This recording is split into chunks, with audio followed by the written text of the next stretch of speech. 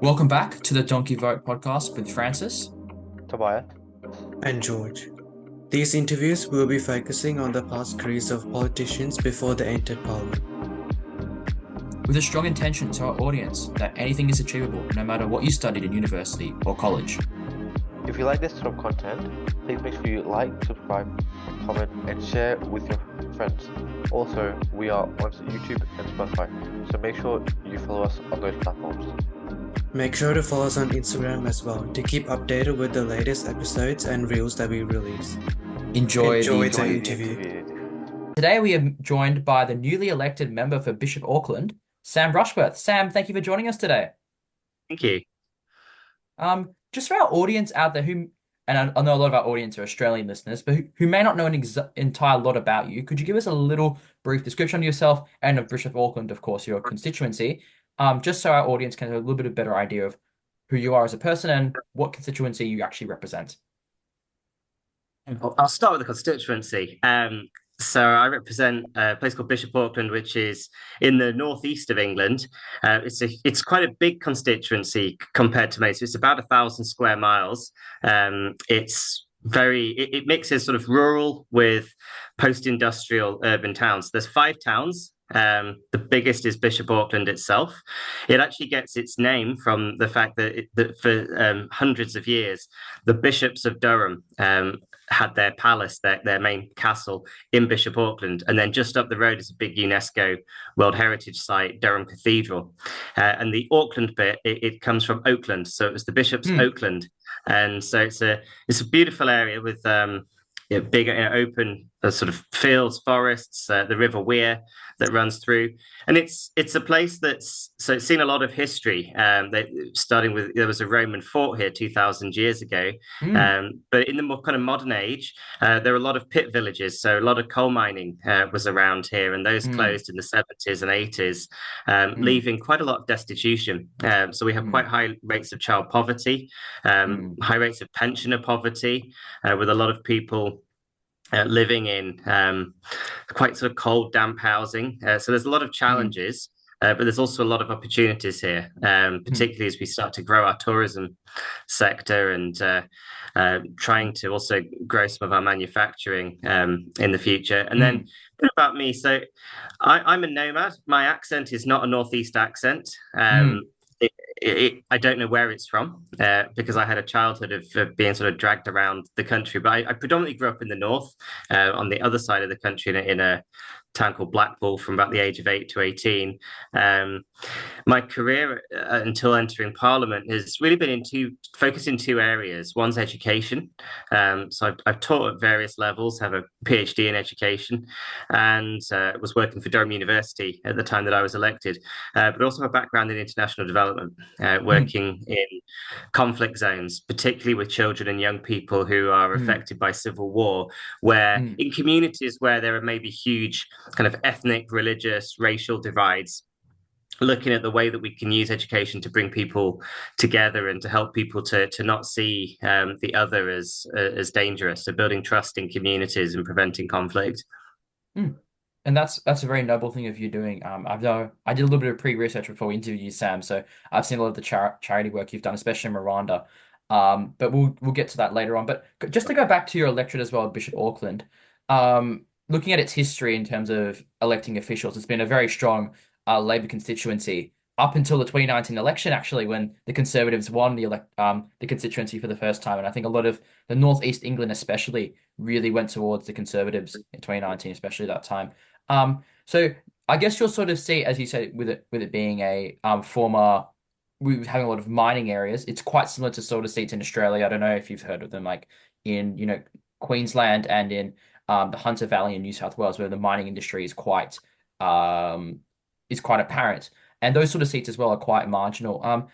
Why do you think the constituency voted Conservative in 2019, and in a sense, how were you able to try and flip it back, seeing as it's been voting Labor for quite a long time, and 2019 was quite a sporadic year? I think there's 2 reasons, really. So the Bishop Auckland has been becoming more and more marginal over the years. It used to be a safe Labour seat. It used to be considered a heartland for the Labour Party. Um, and so I'll talk about that in a moment. But 2019 was an unusual election where you had the governing party who called a snap election, arguing it was necessary to get their Brexit deal through. And this is an area that heavily voted to leave the European Union, and Mm. there was a sense that literally the Conservatives had like a 3-word slogan: "Get Brexit done," and they positioned the whole election as a referendum on if you want to stop this impasse.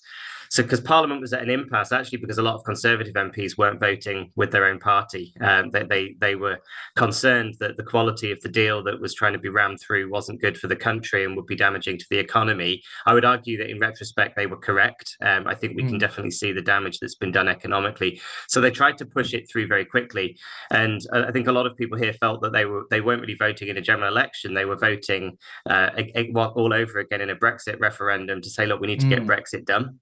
I think another reason is that when my party lost the 2015 general election, I think we learnt the wrong lesson. So there was a big split in the party at the time between those who thought that we had lost because we had failed really to give the country confidence that we could be trusted with the economy, that we weren't going to just overspend on social programs and public services and so on, and get the country into debt. And those who thought that we lost because we were too similar to our opponents who went on Mm. to win it, and we'd failed to inspire people. And those people won the argument, certainly in terms of electing a new leader, that they elected somebody who's seen as being on the sort of far left of the Labour Party. And I think his brand of politics didn't go down well with Mm. the people of Bishop Auckland.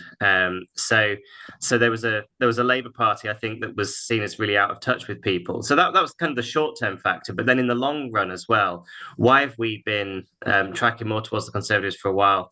I think it's a number of things. So this is a left behind area, and I don't agree with this, but this is the narrative that the Conservatives have kind of cleverly managed to push around here. Is they say, well, you've always had Labour leadership, right? You've always had a Labour MP, and look where it's got you.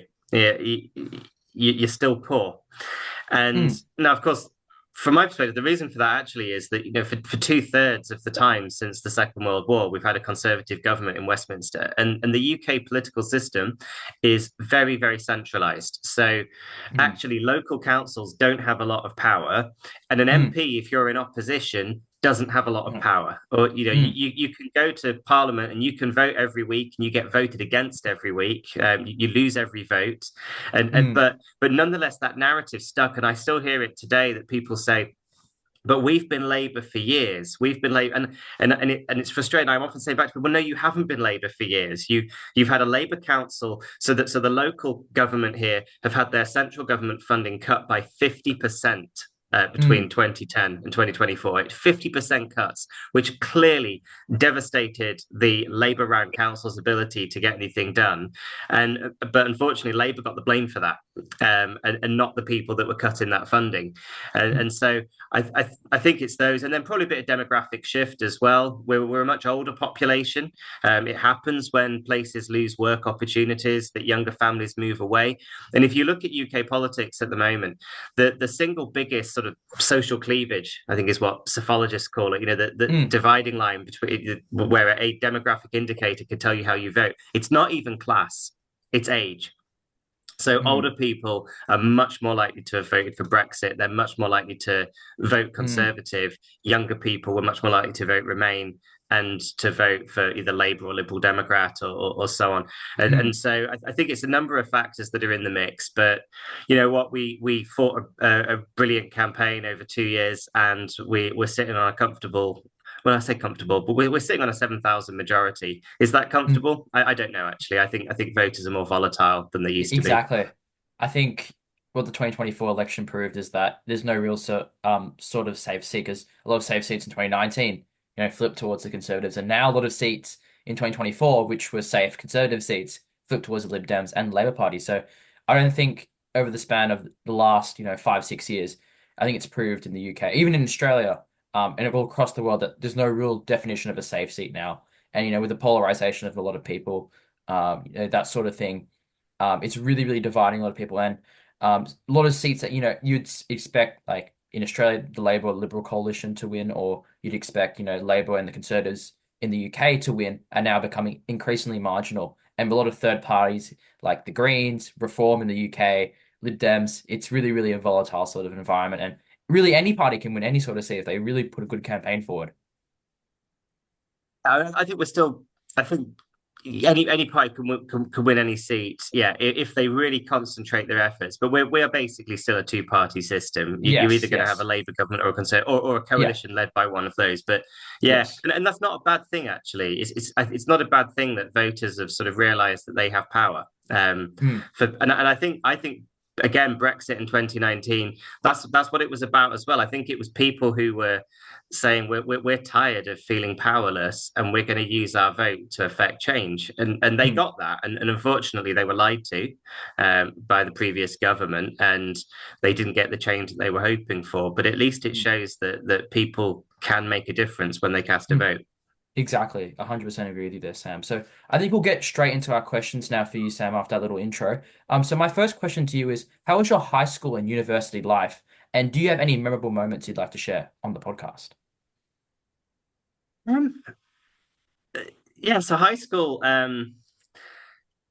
it was fun. I mean, I grew up in a sort of fairly working class family. I went to quite a middle class school, so I was Hmm. probably in one of the lower income brackets compared to other kids in my school.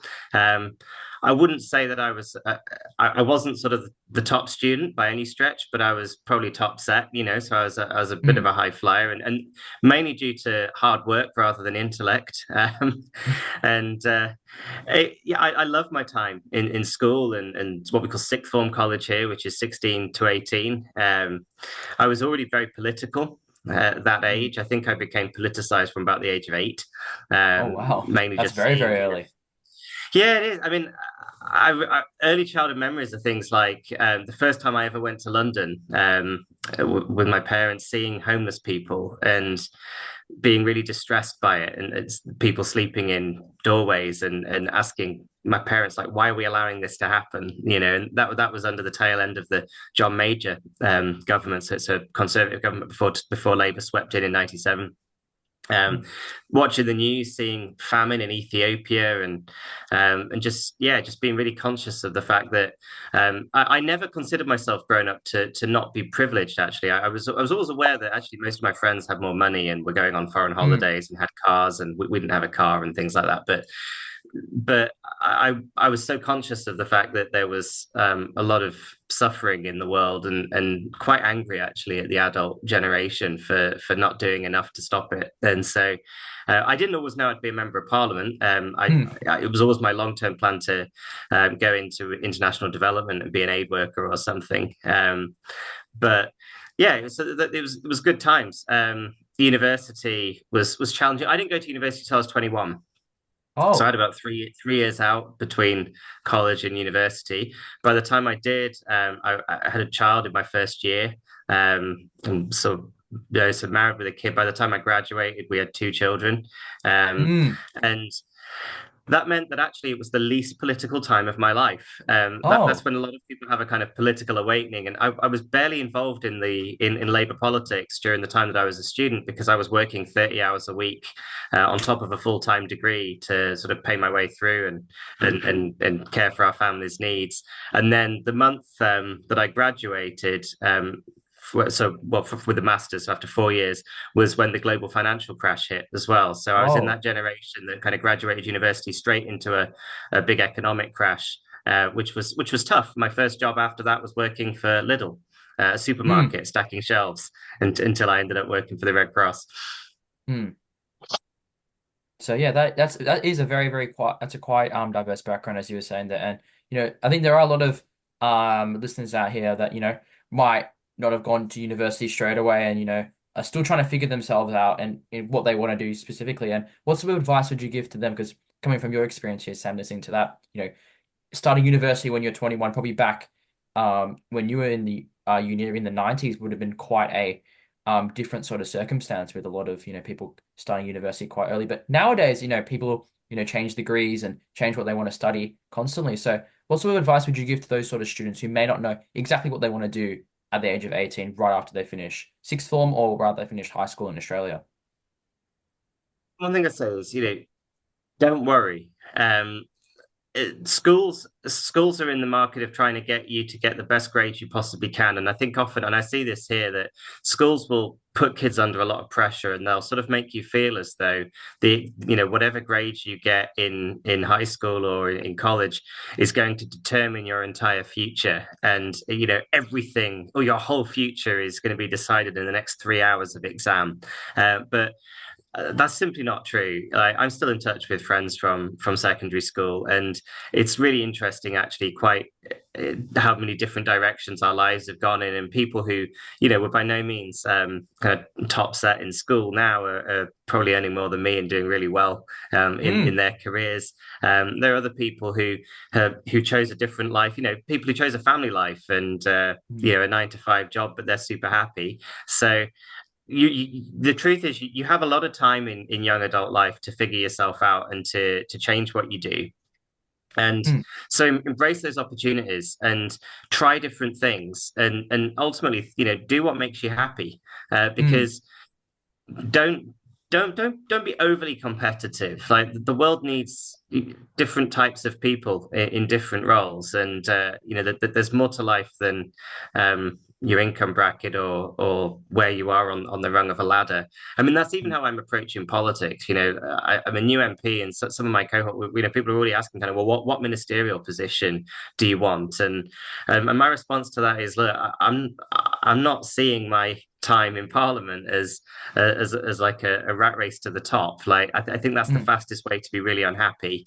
If mm, you spend your whole time being dissatisfied with where you are and constantly chasing something else. So that would be my advice. I think it's really important for people to find a level of joy in what they're doing right now. And if what you're doing isn't making you happy, then switch it up. mm. Exactly, exactly. And you've got that sort of free will to decide what you want to do, and there's no one really stopping you from achieving what you want to achieve at the end of the day. So, if you ask, if in an example, like if you're not liking the degree you're studying, or don't like your your career, you can always reskill and go back to maybe uni or change your degree and try something different, because at the end of the day, it's really only you that can set up your own future and decide what you want to do. Absolutely. Yeah, I think we'll move on now to our second question for you, Sam. This Oh, comes from Tobias. yeah. Prior to Parliament Sam, you served as a project manager for a Stockport council and later as a volunteer and trainer manager for the British Red Cross. How important were these careers to you, mm, to your political career, and why do you think it is so important to volunteer and be an active member of your community? Yeah, they're actually both really super important. And I'll go back to Francis' previous question about sort of, young people, 20 somethings trying to figure themselves out. I'll be honest with you, so neither of those jobs were my dream career. Um, Hmm. eh, with neither of them did I think, yeah, this is what I really wanted to do with my life. Um, some people are more privileged than others, and one of the things I think people from more privileged backgrounds have is that they can pursue a more direct course to where they want to be because they can take unpaid internships, for example, and they can afford to do so. I've never had that luxury of being able to just kind of wait for the right opportunity. I've always been a paycheck away from not paying the rent or Hmm. mortgage, and so my first role, my first kind of proper professional job was straight after my degree. It was part time actually as a project manager for Stockport Council. It was while I was studying for my masters, so I was still a full time student actually whilst doing that, and and it was basically I was running a project in really so Stockport's just south of Manchester, and it's Hmm. it's one of the most polarized places in the country. Actually, it's got some huge wealth in the borough, but it's also got real poverty. It has a lot of refugees who live there. It's a very diverse place, and I was working on some of the most disadvantaged estates on a project to help what they call hard to reach adults.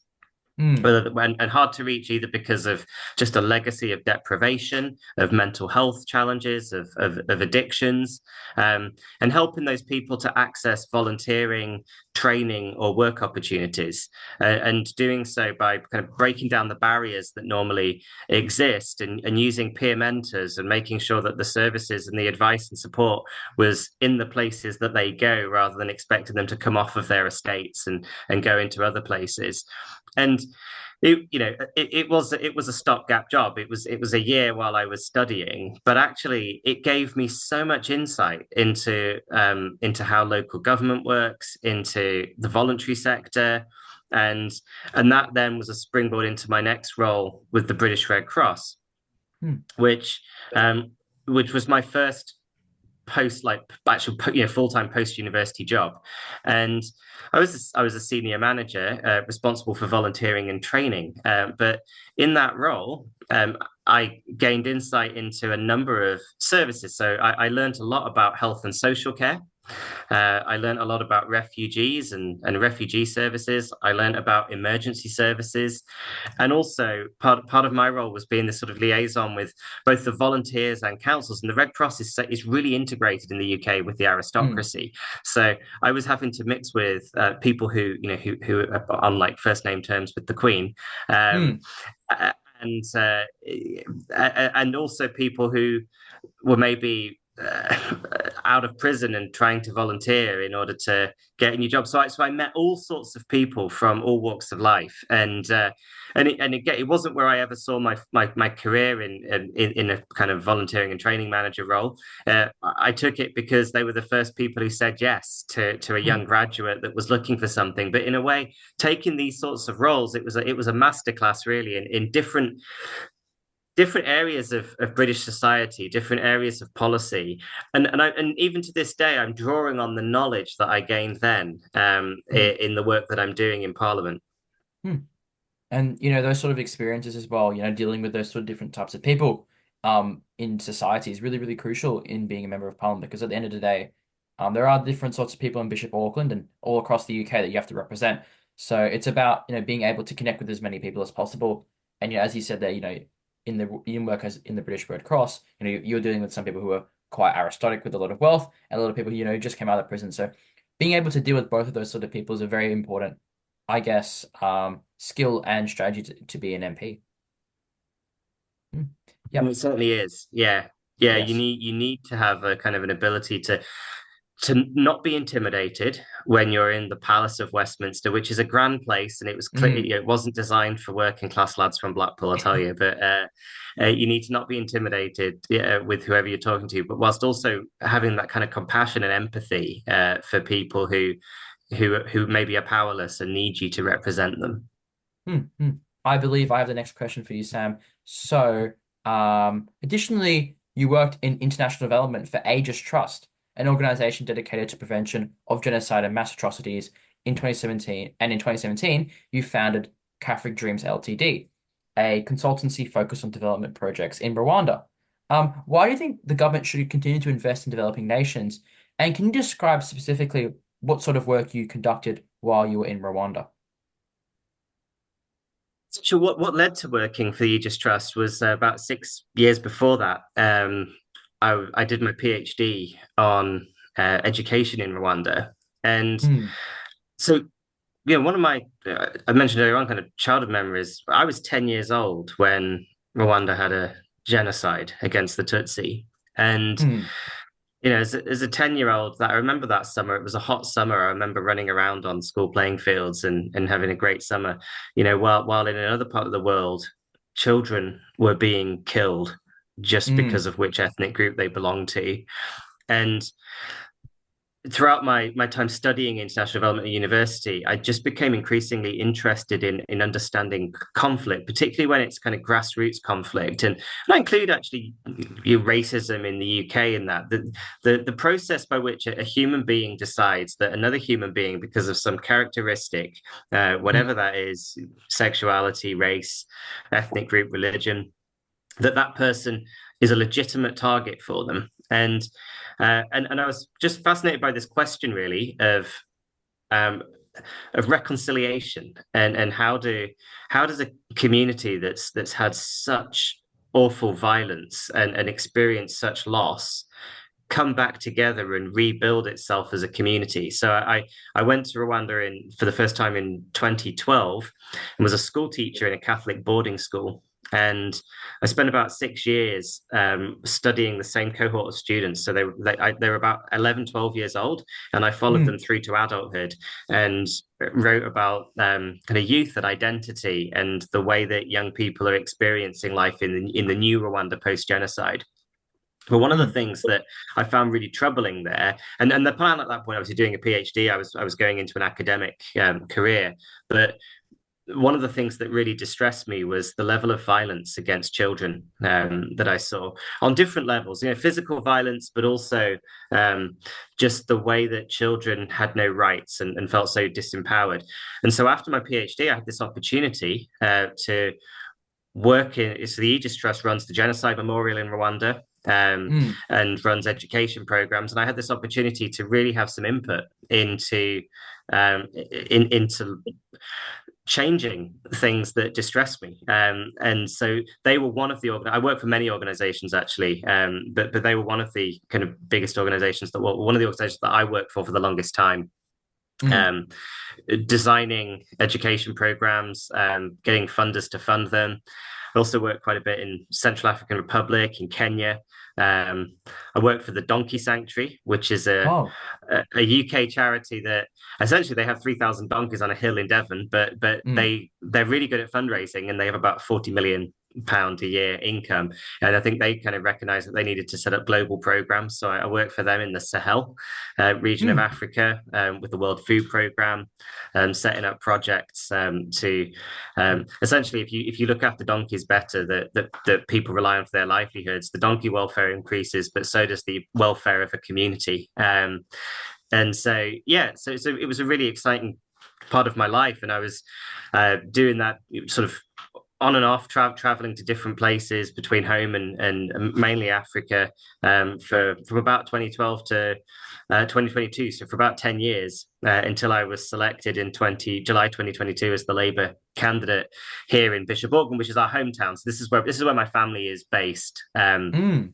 And as a candidate, I wouldn't have been able to continue the constant international travel. So that's why I started working for Durham University for the 2 years before I became an MP.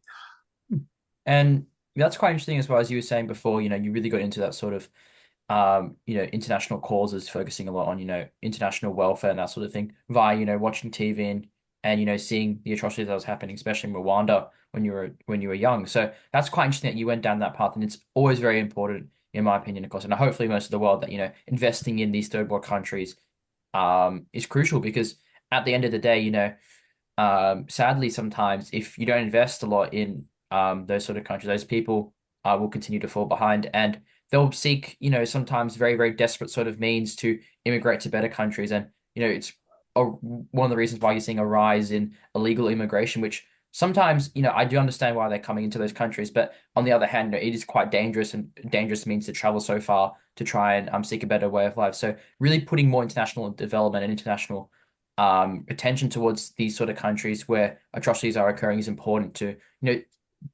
save the people who are there and, provide a better future for them.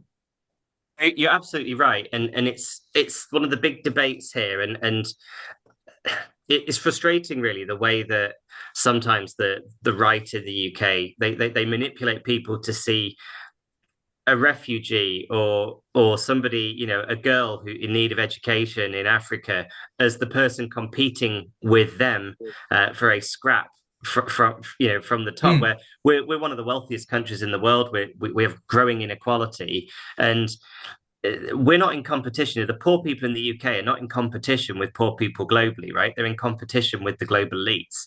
And but mm, and but often we have to make this argument because I think a lot of people here say, why do we engage in international development? And you're absolutely right. I think there's a moral argument for it because I feel that wherever a person is in the world, that person's a fellow human being who mm, I feel um, a sense of duty towards, but actually there's a massive self-interest argument for why do we do development? And you've touched on one, which is if we want to protect ourselves from becoming a place that thousands of refugees flow to, then we need to cut off conflict, right? We need to Mm, prevent conflict. We need to make sure that there's stability in the world. Another example is global diseases. They don't know borders. So mm, if we allow a disease like Ebola or Mpox or whatever to develop and incubate in a developing country where they don't have the health infrastructure, it's a matter of time before that comes to our shores. Like the world is connected all around the world, and we have to lift global development. It's not good enough just to say we're okay this side of a border. mm. That's never going to work for the long term. And I think it's massively in the United Kingdom's national interest to see the world as like, to think of like, where do we want to be 100 years from now? What kind of world do we want to build? Do we want to Mm. shape the world in our image? Do we want our values to, democracy, human rights, freedoms, to be embedded around the world? And I think we do. And I think that's a fight worth having. Exactly, exactly. And at the end of the day, as G20 or G7 countries as Australia and the UK are, we have an interest in, making sure that, our colleagues in our other nations, whether that be in Africa, whether that be in the Pacific, whether that be in Asia, have that sort of justice and that sort of development that they need to make sure that people in their countries aren't left behind. Mm. I think since we're running out of quite a bit of time, Sam, I think we'll move on now to our next question, and I think this comes also from Tobias.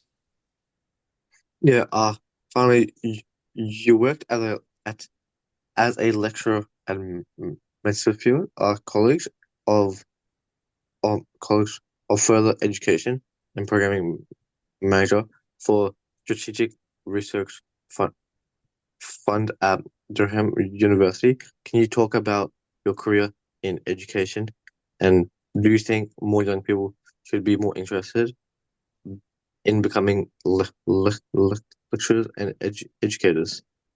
Sure. Yeah. I mean, they were quite different jobs. And I mentioned earlier, like a lot of people comment that, so I'm only 40, and a lot of Mm, people who look at my CV, they say, wow, you've packed a lot in. So I only worked for Macclesfield College for kind of a year and a half. And again, it was a part-time role. I was finishing my thesis at the time, so I was kind of mm, finishing off writing my PhD thesis. Um, but it was important to me for a number of reasons. I'm really passionate about education. It's the one thing I think I enjoy the most actually is teaching. mm, I was working with young people who had failed secondary school, and on what's called access courses. So helping people who'd struggled to have a second chance at getting the qualifications that they need to go on to university. Um, I also taught some ESOL, so English for speakers of other languages. So I had classes of kind of often refugees or foreign workers, and helping to improve their English. And so it was a really enjoyable role, that again gave me sort of lived experience really of working with people with various struggles and disadvantages. And it gave me a real insight into the further education sector, which in the UK is massively, massively underfunded. And appallingly so. And so it's an area now that I'm in Parliament that I want to focus on, to make sure that we can improve the quality of education, particularly for people that don't go the straight academic route. So looking at kind of technical education and access routes to university. Then that was quite a few years ago.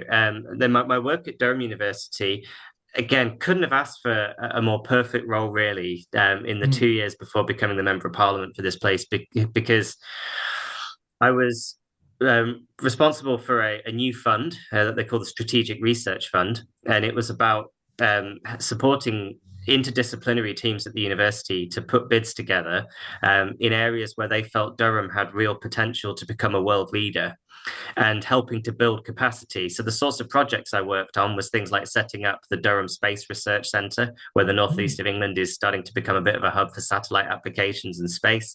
There was a project on soil and so using kind of a circular economy to re-engineer soil, which is essential not only for farmers in my constituency, but also to prevent desertification in Africa. And so there's been some, and then another project on heritage, where in the Mm, northeast of England we have some fabulous kind of cultural historical heritage sites that are really underexplored and so I had this sort of masterclass again in these different areas that I'm now in Parliament working on in order to increase the economic growth of my region and try to improve lives here.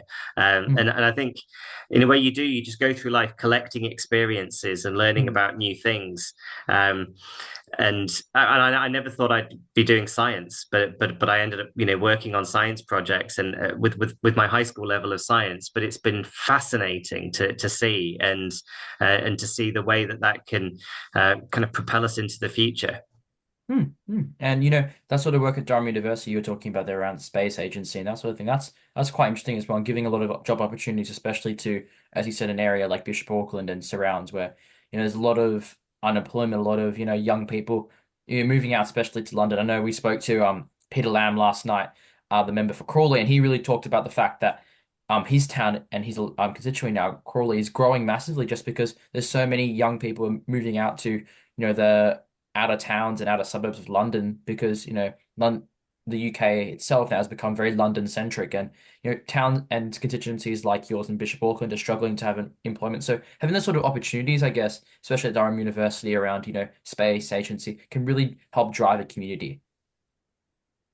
Yeah, absolutely. And I think the first job of any government and an MP is to keep people safe and secure. But the second job is to make sure that everyone has a decent job and decent work. And so yeah, the work that I was doing at Durham was really helpful to me to learn more about my regional economy and looking at opportunities for economic development here. Absolutely. Mm, And you're also right. Like I meet a lot of people when we go out knocking doors and meet members of the public, and you meet a lot of kind of pension age people, and the first thing they want to tell you is how proud they are of grandchildren who've been successful. But those kids have always left the area, right? mm. People don't stay, and so we need to make sure that young people growing up here have a future here if they want to stay in the town that they grew up in.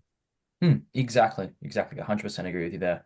And I think now, since we've only got about 5 minutes left with you, Sam, we'll Yep. move on to our final question. So, Yep. finally, what's one piece of advice you'd give to students in 2024, especially those who have started university or high school, especially in the UK now, with school going back for after summer? Advice for students, Yes. secondary school, college. Uh, High school, university, you can Yeah. it doesn't have to be one piece of advice, you can give them multiple. Yeah. Yeah. Now, this is not advice I followed when I was in school, Oh, um, okay. but this is what I'm about to say. But it's what I've learned through the process of getting things wrong. Um, Make sure that you're happy. Hmm. Look after your well-being. That I think that means to some extent limit your time on social media because that we know that that's a driver of mental illness and unwellness. Don't compare yourself to people. Um, love the person that you are. You're unique and you have unique talents and discover them. But make sure that you're happy in what you're doing because if you're not, don't sort of defer happiness for the future by flogging yourself to death now. Equally, don't be lazy. Um, Sometimes in life you have to do hard things, and so toughen up. Like I think it's really good to compartmentalize your day and understand that there will be times where you have to sit and do a piece of work you don't find fun. And unfortunately, that's life until we die. That there are challenges that we have to face, and so learn how to just whistle while you work a bit. Like find ways to enjoy that, but then make time for yourself to do things that make you happy as well. And don't lower your expectations, but don't spend your whole life as well trying to be the best at everything because only one person can be the best. In fact, half the people I know are below average. Um, Hmm. so just love yourself and be happy. Hmm. And as you were saying there about only one person being the best, we're all humans, we're all imperfect. So sometimes striving for perfection is a lifelong work, and you can never really fully achieve that. So be happy about really who you are, what you represent, what you stand for, and try and do the best that you can. Because at the end of the day, if you put in a lot of effort in something, you'll receive rewards. I think so. And maybe this is just me, but I also think happiness will come from feeling like you're making a difference. But making a difference isn't about what positions and titles you have. Making a difference is about the relationships that you build and the care that you show for other people. Exactly. 100% agree with you there, Sam. So those are all our questions for you, Sam. I do realize that you've got a pretty busy day ahead of you, going, Yeah, I'm going off to out a primary school now. exactly in around your So, constituency. So I do really yeah, appreciate you saving just 1 hour of your time for us and coming on the podcast and speaking to us, especially about your career before politics and some advice you'd give to students who are going to university and high school this year. So do really appreciate you coming on, Sam, and hopefully we get to speak to you again soon. take care.